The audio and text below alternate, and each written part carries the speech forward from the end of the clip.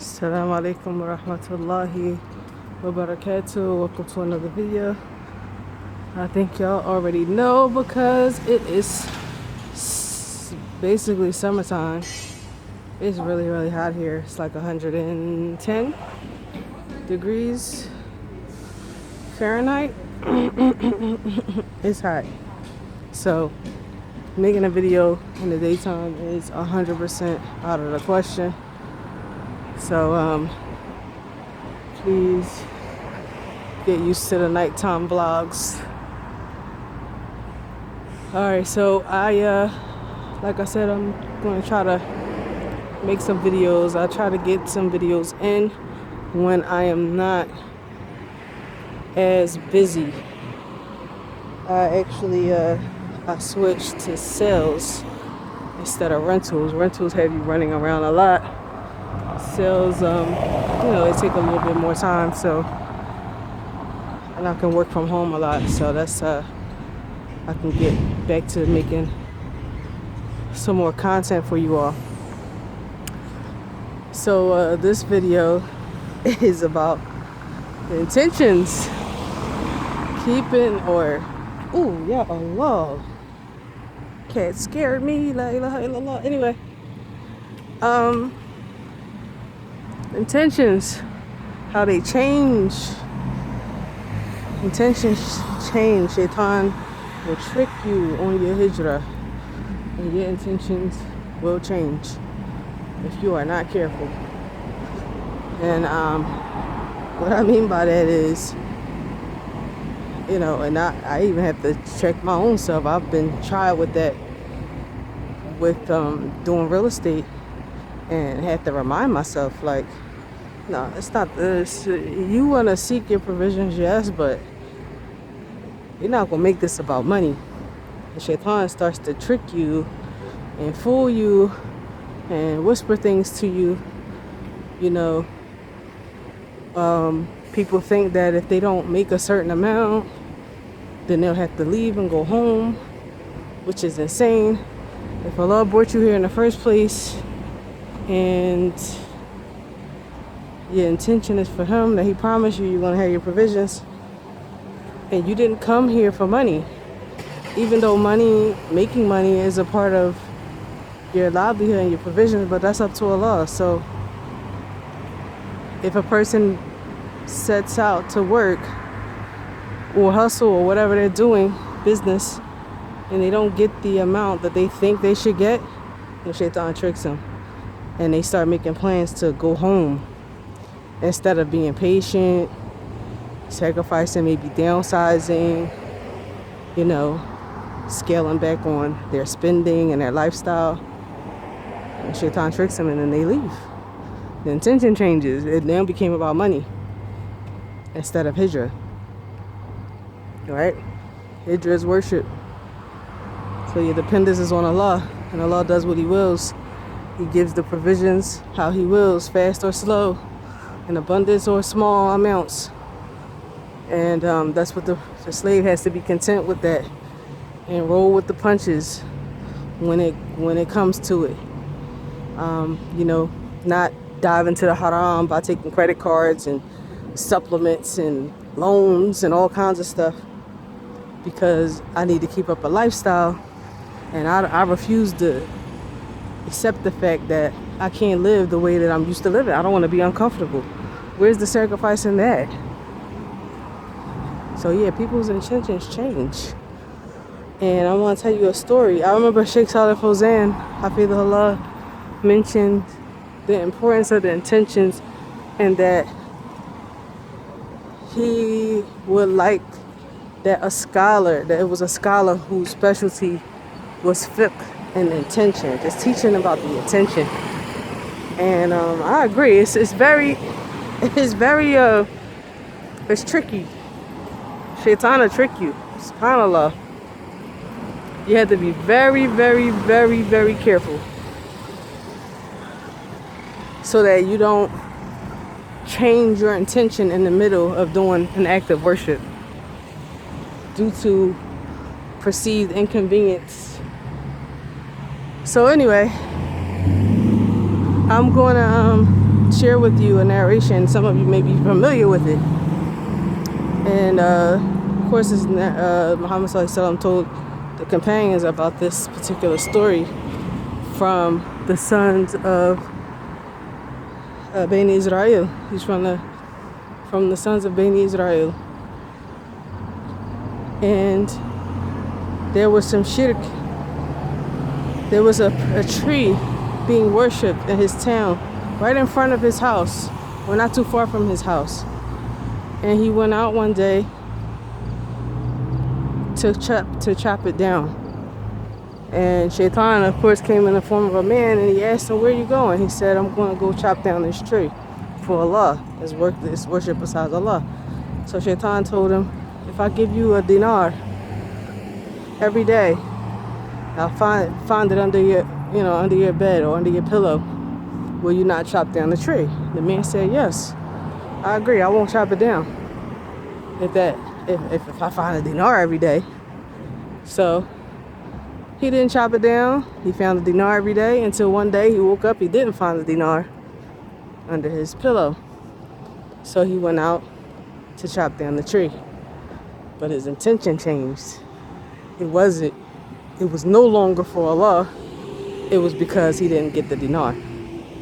So, Shaitan, that's why it's important to believe in the unseen, like I wrote in those points for what it means to be Muslim, to acknowledge that Shaitan exists and fight against him, warn against him, seek refuge in Allah from him. And anyone who neglects that or minimizes it or think it's foolish themselves. Because by not acknowledging him, he gets to have his way with you. So moving on to another sad story, actually. It's just current. There's a girl, a childhood friend of mine, talking about intention now. We met, of course, we were friends since middle school. I would say I met her in 7th grade. And I won't call her name. It's sad. But, I wasn't Muslim and I was into fashion and however. And she caught my attention by drawing me in, because nobody really talked to her like that. She was kind of like a loner. But anyways, this girl, I guess, was fond of me, but my friends and I, we used to, just being what you call in the UK cheeky teenagers, or what they say in America, mean girls, saying things behind her back or things like that, and just making fun of her for no reason. There was nothing wrong with the girl, just being foolish. But she drew me in one day with a fashion book, and we became best friends just from that. So fast forward, I take Shahada about 2 years later, 8th grade, 9th grade. Yeah, 9th grade I took Shahada, and she's Christian. So we had no problems. I don't remember. She followed everything I did, literally everything I did. And she clung on to me really tight. And the girl her mother had depression. She had problems at home. And and I was having problems me and my mother didn't get along. But, you can't really judge. As an adult, I was a teenager. So, that makes sense.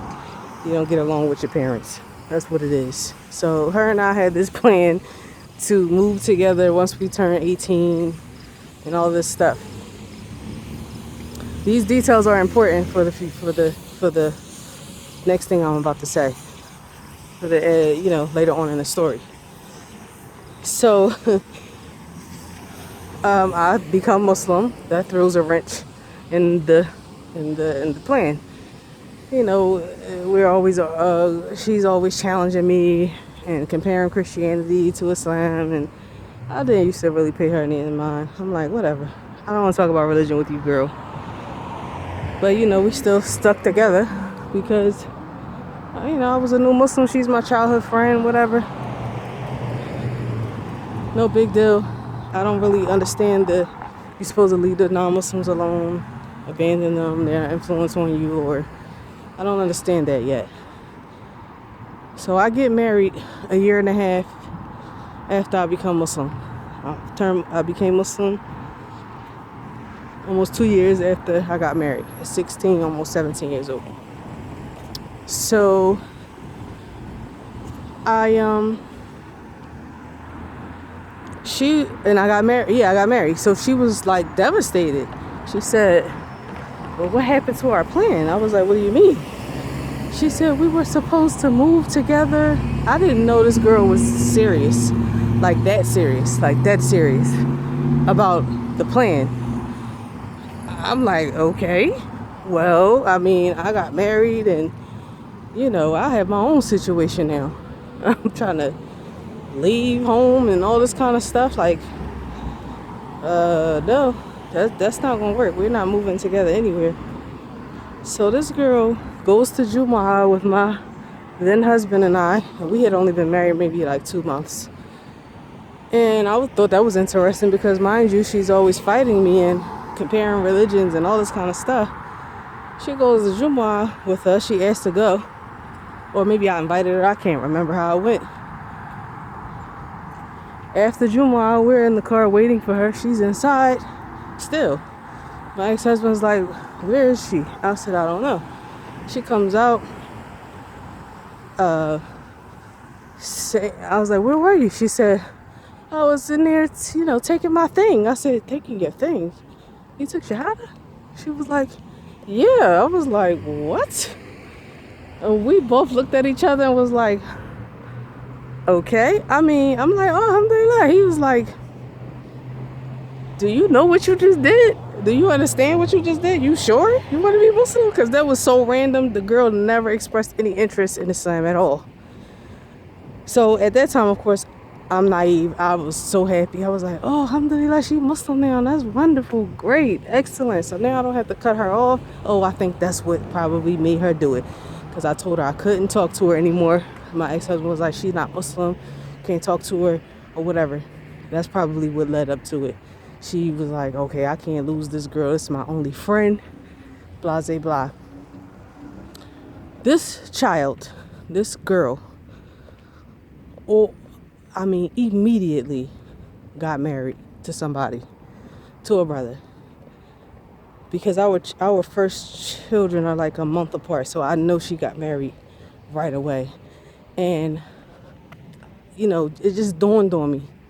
I was recalling this story with my daughter after I got the news that the girl had apostated not too long ago, and she also killed herself. Alhamdulillah. A mutual friend of ours, she contacted me on Facebook and told me that she killed herself and that she wasn't Muslim anymore. And it struck me. It did strike me because we had grown apart over the years due to me growing. I kept going. I became Muslim because I was looking for guidance. And this is where the intention thing comes in at. She, and Allah knows best, it seemed like she became Muslim to escape her situation because she saw that that's what I had done, but I didn't do it to escape anything. It's just something that occurred. I got married and I was leaving home.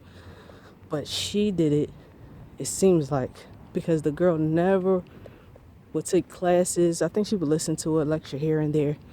But I don't ever remember having in-depth conversations about religion with her. And whenever we would bring up religion, it would always be some type of friction or argument, or her contending with me, or, "Well, I heard this and I heard that. Well, I actually know." Just always some type of friction. So, of course, that's going to draw a wedge between two people. Why are you always fighting me? That doesn't make sense. So, yeah. She, it seems that's what she did. And she got married over and over again, hopping from one house to another. Had a few children from different men. And Yeah, she had some issues, but it was like I said, I kept going because I became Muslim for guidance. And people used to criticize me like, that was your best friend. How could you? It seemed like you just grew and you left her in the dust. I'm like, what are you talking about? I'm not responsible for anyone's guidance. This girl made decisions on her own. I have nothing to do with them. But that's sad.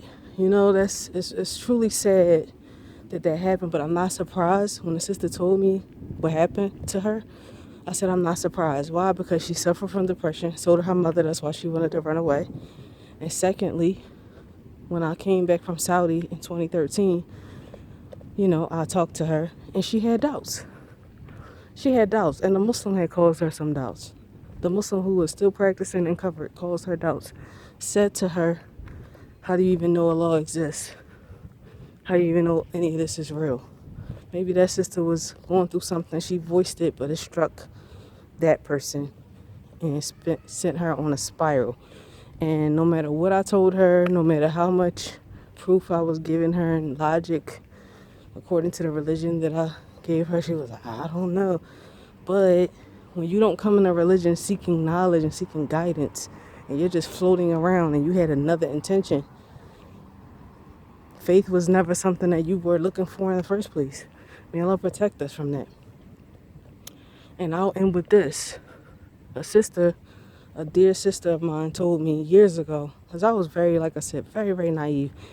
I had only seen Muslims who were sincere when I was younger, you know, due to dealing with my uncle and things like that, and how he used to speak about Islam. I only saw adults who were dedicated and committed to the religion. So I didn't know that people were fraudulent or that they played games. I didn't know that was a thing. I didn't know you could do that. Of course, I'm young. I'm naive. I don't know. So the sister told me, we were having a conversation. She said, you know, people accept Islam for different reasons. And I'm like, what do you mean? She said, a sister she knows said that she fell on hard times. And she said that I know that Muslim men are supposed to take care of their wives. So I'm going to go to the masjid, listen to the talk. If I like it, I'm going to take my shahada and I'm going to get married. And I'm like, wow. And then you have other people who are rejects in the society. They're lonely. No, they didn't fit in anywhere, right? For whatever reason. We don't know because we don't know them and we can't track them. We don't know their history or where they came from. So these kind of individuals convert. They come into the ranks and we can't identify anything. We don't know. It's like trial and error. We have to find out about these people and their behaviors and their thoughts and their weird tendencies. So she said, yeah, my friend was working, the sister was working in like social work, helping with charity and things like that. And the Muslims from everywhere would just contact her. And she was like, yeah, the rejects, people that got all sorts of social issues, they find a home with the Muslims. They like the brotherhood. People are coming into the ranks for the brotherhood or the sisterhood, you know? And I'm like, interesting. Very interesting. I didn't think that a person would enter into a religion because of the perks, right? I thought people saw the beauty. They wanted to know who God was. Like I said, in my naive years. But now I know better. I know better now. And I understand why some people weren't striving, because they had different intentions. They didn't know what they were getting themselves into. They didn't understand the depths of the religion that they were entering. They didn't understand the seriousness or the commitment that was expected of them, you know, from Allah. So yeah, when you see or you hear of stories of people just doing craziness who are Muslim or ascribe to Islam and even Salafiyah, unfortunately, Not everyone's intentions are pure. You know, it's not pure. It's not seeking tawheed. It's not hating shirk or running from shirk. No, it's different reasons. So intentions are extremely important. And those people are actually a revolving door. They leave. If they find any harm with the Muslims, they leave. Why? Because they came in for community. They didn't come in trying to understand Allah, trying to get closer to Allah, trying to understand the religion for itself. No, they didn't come in for guidance. They came in for community. They came in for acceptance. They came in because I was in a bad situation, and as soon as I accepted Islam, my life got better, right? But how long does that last? Because when hard times come, then what? Your faith is going out the window. So intentions are important, extremely important. So I just wanted to tie all of that in, you know, and let you know what I've been seeing, what I've been experiencing, and the most people who I've seen strive were individuals who came from Christianity, who were trying to be serious about Christianity, had questions, and then their questions led them to look into Islam. Those were the people I saw that were striving the most. Yeah. And there's one sheikh, we don't take from him anymore, in Kuwait. I forgot his name. But he said, I remember when we used to take from him, he said that the most difficult people to cultivate are the ones that have no foundation. And that's the truth. That is the truth. If a person didn't have any previous knowledge or understanding of religion, and they come into Islam, or you're just trying to teach them, they have no cultivation at all, no background of religion, it's hard. It's hard for them to get certain concepts. It's very difficult, except for whom Allah has mercy upon. So, all right, I'll leave y'all with that. And I'm going to head back home. It's a nice night. Enjoying the weather. May Allah allow us to check our intentions like the Salaf used to do in the beginning, in the middle, and the end of the action. It has to be renewed. You got to check yourself and why you doing things, because shaitan can really creep up on you and cause you to lose out on something tremendous. All right. Subhanaka Allahumma wa bihamdika ashhadu an la ilaha illa anta astaghfiruka wa atubu ilayk. Don't forget to like, share, and subscribe for those of you who are new and those of you who have been watching for a while. And I will see you all in the next video, inshallah. Don't forget that Hijrah mandate sacrifice. Ma'as salama.